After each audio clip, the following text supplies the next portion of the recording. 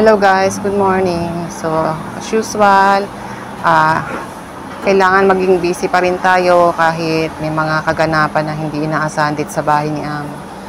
So, ayan, nandito na naman ako sa rooftop. Isa sa mga stress reliever ko ngayon ay yung pagtatanim. So, medyo ipupush ko na to kasi more on, wala talaga akong kasama dito sa bahay. More on, nag-iisa lang ako. So, from dati is busy ako sa pag-aasikaso ng mga bili ni Amo kong babae. So, ngayon ay napakalaki ng oras na wala akong ginagawa. So, sobrang sa katulad kong mas sanay ng maraming ginagawa. So, naninibago ako. So, hindi ako masaya actually. So, mas gusto ko yung busy ako, marami akong ginagawa. At ayoko talaga nung masyadong maraming iniisip na mga problema. So, ayan. So, ma-share ko lang sa inyo. So, eto, naghingi ng almusal yung amo kong lalaki. So, yan ang binigay ko sa kanya. Siyempre, dati na naman kaming health conscious, pero ngayon mas lalo pa kami, nag-double pa lalo yung pagiging health conscious namin. Lalo na sa mga kinakain namin, kailangan is talagang minimake sure namin na yung mga bagay na makakatulong sa amin, katulad sa pagkain ng mga masustansya. At pag-iwas dun sa mga bagay na o mga pagkain na hindi namin dapat kainin is masunod namin. So, syempre kami lahat ay nasa age na ng 50s.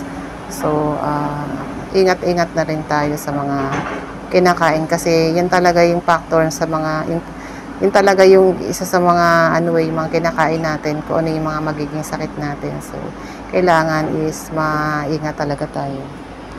So, dito nga pala guys, ang ginawa ko doon sa mga halaman ko na mga binhi ko na mga sili. Yung sili na yan ay sweet chili.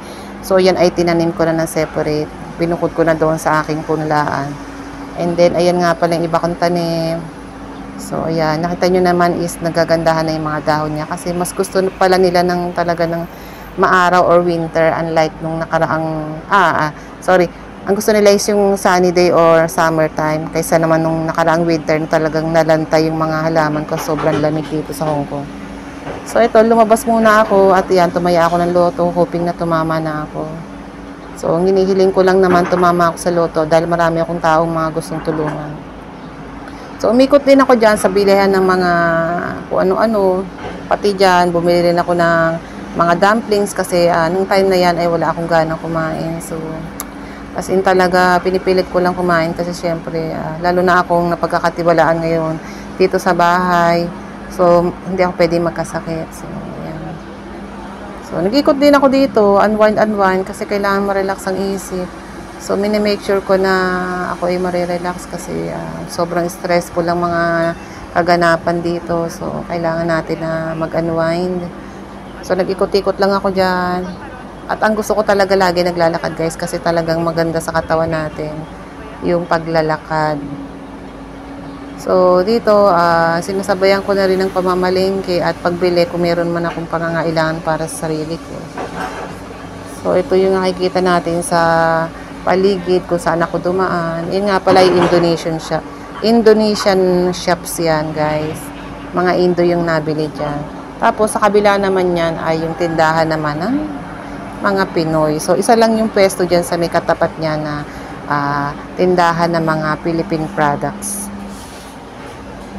So, dito nga pala yan sa kabila. Yan nga pala ay located doon malapit sa Big Bus Terminal. Dito sa Yunlong. So, dito naman, pag gusto mong kumain or magluto ng mga pagkaing Pinoy, so, kung yung mga Ricardo, mabibili mo na yan dito sa Price Smart. So, yan ang isa sa pinakamalapit sa amin na tindahan ng mga Philippine products. So, yun. Kung nalulungkot ka at namimiss mo ang mga pagkain Pinoy, punta ka lang dito. So, yan. Nakita nyo naman. Andiyan na mga chichirya. So, eat moderately. Pwede naman tayong kumain yan. Pero, syempre, wag sobra-sobra. So, meron na rin mga halong mga ibang mga mga products. Hindi ko masabi talaga purely na talagang galing Pilipinas lahat. So, ayan, ikot-ikot din ako dyan kasi meron dyan madadaanan ng mga tindahan ng mga appliances. Tapos, sa katabi niyan ay meron mga tindahan ng mga prutas. So, So, dito nga pala sa katapat nito, dyan ako nabili ng mga murang gulay. So, kailangan maaga ka dyan kasi pag blockbuster yan, napakadami agad pila niyan, guys. So, masabi ko na sa lugar na to o shop na to, pinakamura talaga yung mga gulay. Then, ito naman sa kabila ng bilihan ng mga gulay ay yung tindahan ng mga cakes. So, syempre pa, ikot-ikot lang tayo dyan. Hindi naman ako bumili kasi actually, nagsasawa na rin naman ako sa mga ganyan kasi madalas din naman kami kumakain ng mga ganyan dito. So, yun lang. Gusto ko lang busugin muna yung mata ko, yung isip ko kasi nga, para maiwasan yung sobrang pag-iisip. Kasi talagang sobrang nakakapaghina naman pag lagi mo iisipin yung mga kaganapan. So, ayan guys. Nakita nyo naman dito yun, sa sarap ng mga tinapay, no? Ng mga mamon, mga cakes. So, yan guys, kahit saan lugar dito sa Hong Kong ka umikot, ay marami kang makikitang ganyan. Sobrang mahilig sila sa mga ganyang pagkain, masasabi ko lang. Ayan, nakita ko naman dito, nalungkot ako, nakita ko naman dyan yung paboritong buns ng amo ko, yung salted buns. So, ito nga pala yung para mga hopya, guys. Ayan, kung kayo nandito sa Hong Kong at makikita nyo yan, tikman nyo kasi yan ay parang hopya. So, dito nga pala yung sinasabi ko na shop na mura lang ang mga paninda, mga gulay. So, meron din silang tinda dyang manok. Diyan ako nabili ng manok pag ayoko ng masyadong matabang manok or yung marami siyang fats. Kasi yung white chicken ang niluluto ko pag mag-i-steam ako or mag-oven ako ng chicken. So, yan. Less ang mga fats niyan.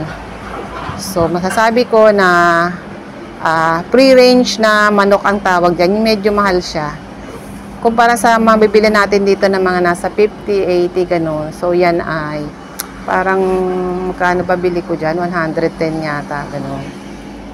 So, dito naman sa kabilang tindahan ay may nakita akong kakaibang prutas. So, dito naman sa tindahan na to ay makikita nyo na sobrang dami ng mga root crops. So, alam ko yan galing ng China kasi kitang-kita naman talaga. Alam ko galing yan ng China, guys. Malapit lang yan dito sa may binilan ko ng mga gulay.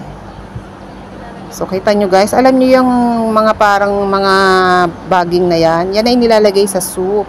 Tapos, ayan naman yung homemade na noodles nila. Udon. Tapos, ito naman yung gabi. Yam. Yam ang tawag dyan. Tapos, yan dahil sa babaeng ginagawa kong soup. Yung yam. Tapos, may nakita ako dito para siyang dinaing na isda. Parang, kung titingnan natin ay parang tilapia. Tapos, ang daming la ditong mga ganito. Yung mga root crops na hindi ko alam. Tapos ito yung mga kamote. Ang daming klase ng kamote dito, magsasawa ka. So, ayun lang guys. Hanggang dito na lang ang aking video. Salamat sa panonood.